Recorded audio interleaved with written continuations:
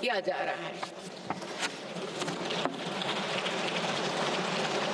देश की विरासत का एक महत्वपूर्ण स्तंभ हमारी समृद्ध भाषा संस्कृति है। मुझे खुशी है कि सरकार ने आसामी, मराठी, पाली, प्राकृत और बांग्ला भाषाओं को क्लासिकल लैंग्वेज का दर्जा दिया है। भारत की सभी भाषाओं में सरलता से संवाद के लिए एआई की सहायता से भाषिणी प्लेटफॉर्म का देशवासी व्यापक उपयोग कर रहे हैं। माननीय सदस्यगण, मेरी सरकार के प्रयासों से आज विश्व के सांस्कृतिक मंच पर भारत ने ग्लोबल लीडर की पहचान बनाई है।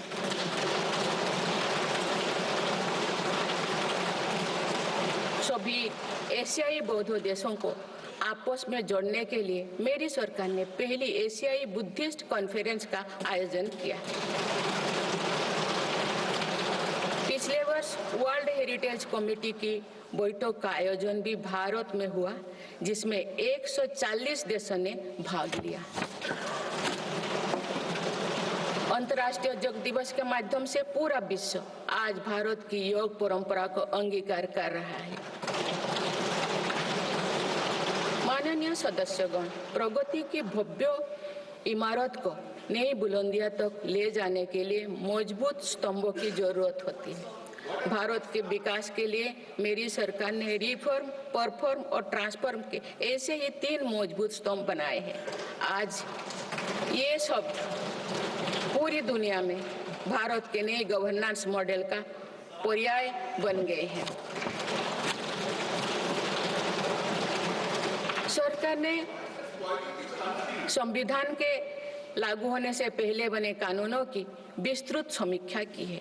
कई कानूनों को निरस्त या संशोधन किया जा रहा है ताकि पूरा तंत्र वर्तमान सामाजिक और आर्थिक चुनौतियों का सामना कर सके। सरकार अब तक 1500 से अधिक पुराने और आवश्यक कानूनों को निरस्त कर चुके हैं। गुलामी के कानूनों को हटाकर दंड संहिता के स्थान पर न्याय संहिता लागू की गई है। जन विश्वास और जन भागीदारी के साथ मेरी सरकार जनता का जीवन सुगम बनाने पर कार्य कर रही है।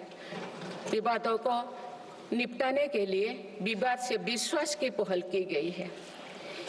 इसी भावना के साथ सरकार ने 40,000 से अधिक नियमों का कम या सरल किया है और 3500 प्रावधानों को अपराध मुक्त किया है।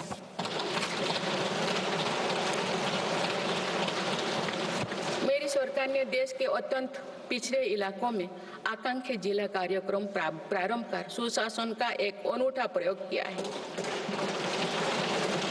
इस कार्यक्रम से इन जिलों में स्वास्थ्य, पोषण, कृषि, सामाजिक विकास और शिक्षा जैसे विभिन्न मापदंडों में उल्लेखनीय प्रगति हुई।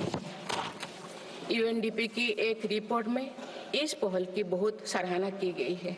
इस सफलता से प्रेरित होकर अब देश के 500 आकांक्षा ब्लॉक में भी समग्र विकास हेतु अभियान प्रारंभ किया गया है।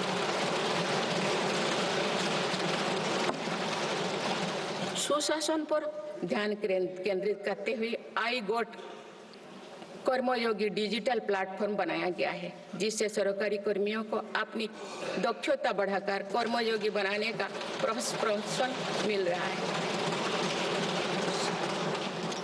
इस प्लेटफॉर्म पर 1700 पाठ्यक्रमों उपलब्ध है और अब तो 2 करोड़ से अधिक प्रशिक्षण पूर्ण किए गए हैं।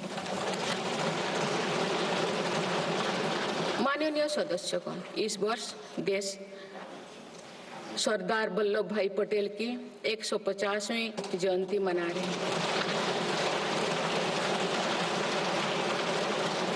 उनकी प्रेरणा से मेरी सरकार राष्ट्र प्रथम की भावना को लेकर आगे बढ़ रही है।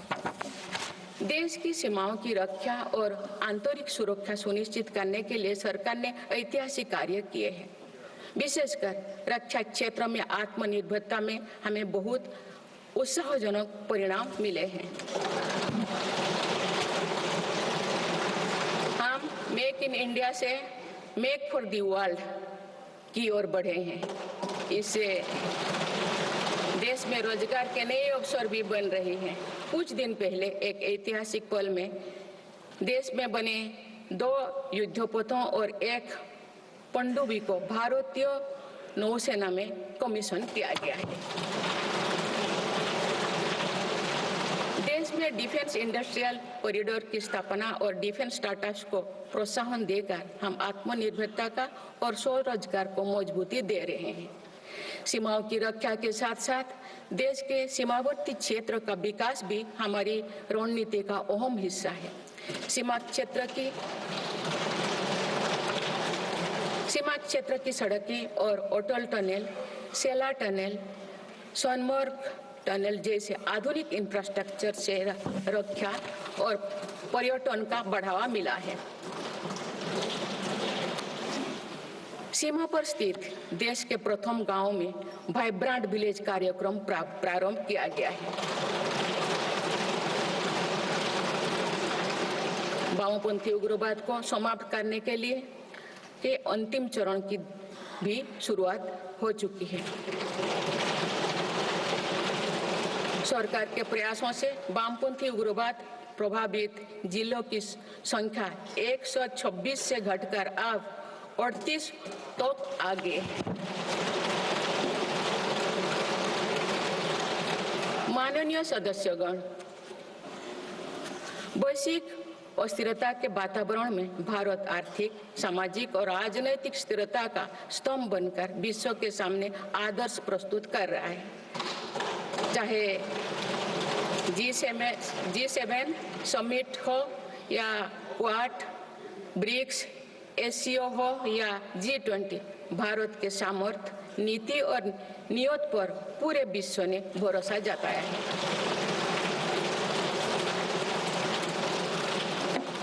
आज बड़े से बड़े वैश्विक मंच पर भी भारत अपने हितों को मजबूत के साथ आगे रखता है। G20 का सफल आयोजन और दिल्ली डिक्लेरेशन इसका उदाहरण है। तीसरी global south summit, Bharat Asian summit और भारत करिकम समिट में हमने ग्लोबल साउथ से जुड़े विषयों को अभिव्यक्ति दी। हमने समिट ऑफ द फ्यूचर में भारत का विजन ऑफ फ्यूचर रखा है। इसी माह में मेरी सरकार द्वारा भुवनेश्वर में प्रवासी भारतीय दिवस का आयोजन किया गया। प्रवासी भाई बहनों के सुविधा सहूलियत हमारी प्राथमिकता है। इसीलिए 6 नए दूतावास और 4 नए वाणिज्यिक दूतावास खोलने का निर्णय लिया गया है।